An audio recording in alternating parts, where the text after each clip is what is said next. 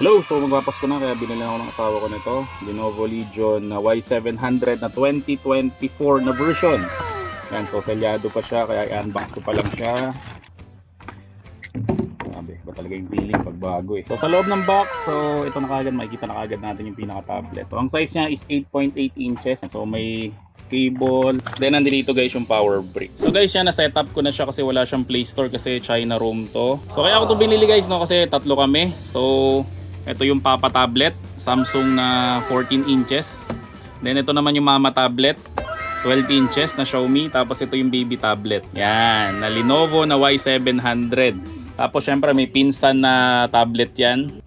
Ito yung Fold na 4. Tapos ito naman yung isa pang pinsan na tablet, yung Fold naman ng Honor. Pero sa maniwala o hindi kayo guys no, ito yung pinakamalakas na tablet sa lahat ng ito. Kasi guys, ang processor nito is Snapdragon na 8 Gen 3. Ito guys yung sumunod na malakas dyan is Snapdragon na 8 Gen 2 naman.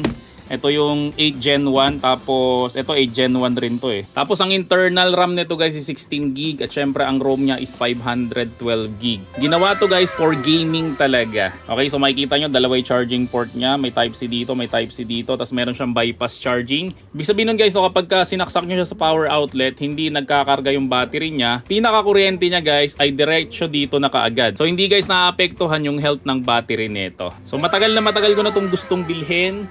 Yung first gen pa lang. Kasi nga guys, ito lang yata yung tablet na ganito kaliit, na ganito kalakas. So kung gusto mo guys ng compact na tablet, ganito lang siya kaliit pero sobrang powerful. So guys, maglalagay ako ng link sa description section ng video na to kung saan ba to nabibili.